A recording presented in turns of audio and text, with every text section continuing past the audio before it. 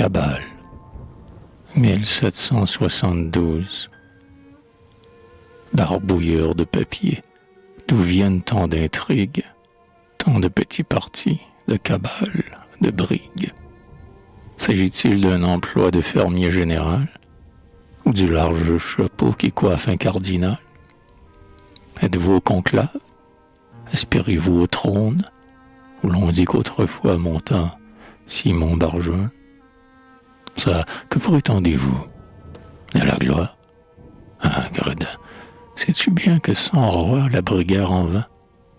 Sais-tu ce qu'il coûta de péril et de peine au Condé, au Sully, au Colbert, au Turenne, pour avoir une place au haut du mont sacré, de sultan Mustapha pour jamais ignorer? Je ne m'attendais pas qu'un crapaud du Parnasse eût pu, dans son bourbier, s'enfler de tant d'audace. Monsieur, écoutez-moi. J'arrive de Dijon, et je n'ai ni logis, ni crédit, ni renom. J'ai fait de méchants vers, et vous pouvez bien croire que je n'ai pas le front de prétendre à la gloire. Je ne veux que l'ôter à quiconque en jouit. Dans ce noble métier, l'ami Fréron m'instruit. Monsieur l'abbé profond m'introduit chez les dames. Avec deux beaux esprits, nous ourdissons nos trames. Nous serons dans un mois l'un de l'autre ennemis, mais le besoin présent nous tient encore unis. Je me forme sous eux dans le bel art de nuire. Voilà mon seul talent, c'est la gloire où j'aspire.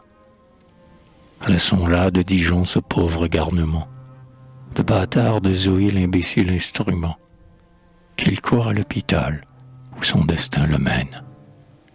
Allons nous réjouir au jeu de Melpomène. Bon, j'y vois deux partis l'un à l'autre opposés. Léon X et Luther étaient moins divisés. L'un claque, l'autre siffle, et l'antre du parterre, et les cafés voisins sont le champ de la guerre. Je vais chercher la paix au temple des chansons. J'entends crier Lully, Campra, Rameau, Buffon. Êtes-vous pour la France ou bien pour l'Italie? Je suis pour mon plaisir, messieurs. Quelle folie vous tient ici debout sans vouloir écouter? Suis-je à l'opéra que pour y disputer? Je sors, je me dérobe au flot de la cohue. Les laquais assemblés cabalaient dans la rue. Je me sauve avec peine au jardin si vanté que la main de le nostre avec art a planté. D'autres fous à l'instant une troupe m'arrête. Tous parlent à la fois, tous me rompent la tête. Avez-vous lu sa pièce? Il tombe, il est perdu. Par le dernier journal, je le tiens confondu. Qui? De quoi parlez-vous? D'où vient tant de colère? Quel est votre ennemi? C'est un vil téméraire, un rimeur insolent qui cause nos chagrins. Il croit nous égaler envers Alexandrin. Fort bien de vos débats je conçois l'importance. Mais un gros de bourgeois vers ce côté s'avance. Choisissez, me dit-on, du vieux ou du nouveau. Je croyais qu'on parlait d'un vin qu'on boit sans eau et qu'on examinait s'il est gourmet de France, d'une vendange heureuse avec quelque espérance, ou que des érudits balançaient doctement entre la loi nouvelle et le Vieux Testament. Un jeune candidat de qui la chevelure passait de Clodion la royale coiffure m'a dit d'un ton de maître, avec peine adoucie, « Ce sont nos parlements dont il s'agit ici. Lequel préférez-vous? » Aucun d'eux, je vous jure. Je n'ai point de procès, et, dans ma vie obscure, je laisse au roi mon maître, en pauvre citoyen, le soin de son royaume, où je ne prétends rien. Assez de grands esprits, dans leur troisième étage, ayant pu gouverner leurs femmes et leurs ménages, se sont mis, par plaisir, à régir l'univers. Sans quitter leur grenier, ils traversent les mers. Ils raniment l'État le peuple l'enrichissent. Leurs marchands de papier sont les seuls qui gémissent.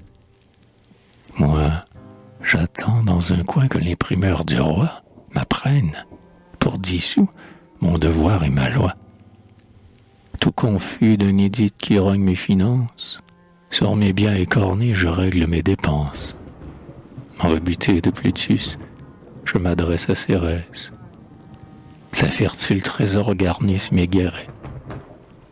La campagne, en tout temps, par un travail utile, répare à tous les maux qu'on nous fit à la ville. On est un peu fâché, mais qu'y faire? Obéir? À quoi bon cabaler quand on ne peut agir? Mais, monsieur, dès qu'appellent les lois fondamentales, et le grenier à sel, et les cours féodales, et le gouvernement du chancelier Duprat, monsieur, je n'entends rien en matière d'État. Ma loi fondamentale est de vivre tranquille. La fronde était plaisante, et la guerre civile amusait la grande chambre et le coadjuteur. Barricadez-vous bien, je m'enfuis, serviteur.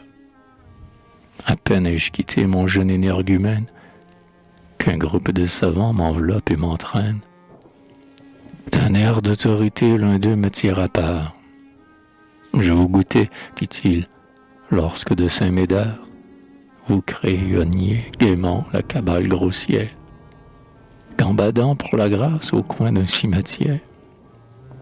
Les billets aux porteurs des chrétiens trépassés, les fils de Loyola sur la terre éclipsée. Nous applaudîmes tous à votre noble audace, lorsque vous nous prouviez qu'un marouf la besace, dans sa crasse orgueilleuse à charge au genre humain, s'il eût bêché la terre, eût servi son prochain. Jouissez d'une gloire avec peine achetée, acceptez à la fin votre brevet daté. Ah, vous êtes trop bon, je sens au fond du cœur tout le prix qu'on doit mettre à cet excès d'honneur.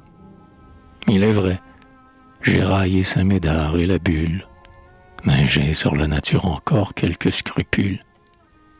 L'univers m'embarrasse, et je n'ai pu y songer que cette horloge existe et n'est point d'horloger.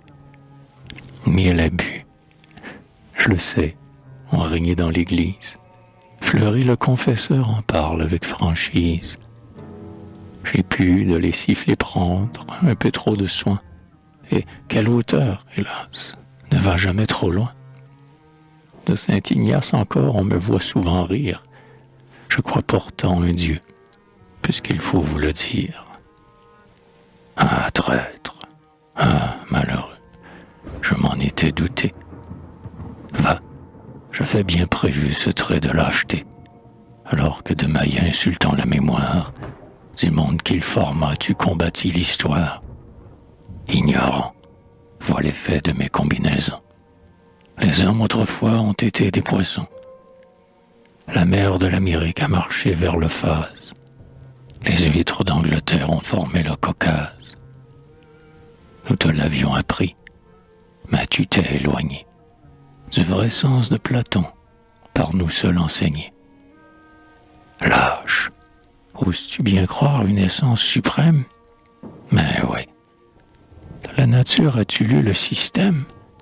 Par ces propos diffus n'es-tu pas foudroyé? Que dis-tu de ce livre? Il m'a fort ennuyé. C'en est assez, ingrat. Ta perfide insolence, dans mon premier concile, aura sa récompense. Va, sois adorateur d'un fantôme impuissant. Nous t'avions jusqu'ici préservé du néant. Nous t'y ferons rentrer, ainsi que ce grand être que tu prends bassement pour ton unique maître. De mes amis, de moi, tu seras méprisé. Soit, nous insulterons à ton génie usé.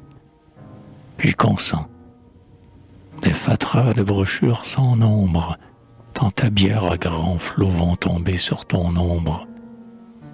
Je n'en sentirai rien. Nous t'abandonnerons au puissant l'angle vieux, aux immortels frérons.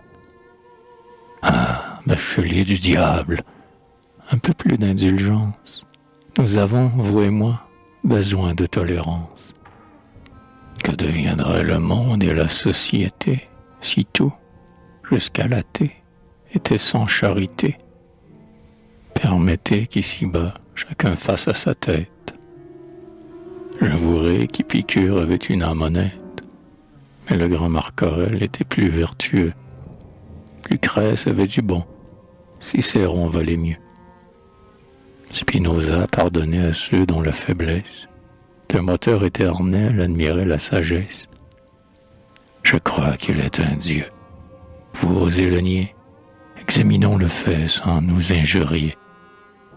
J'ai désiré 100 fois, dans ma verte jeunesse, de voir notre Saint-Père au sortir de la messe, avec le grand lama dansant cotillon, Bossuet le funèbre embrassant Fénelon, et, le verre à la main, le Tellier Noailles, chantant chez Maintenon des couplets dans Versailles.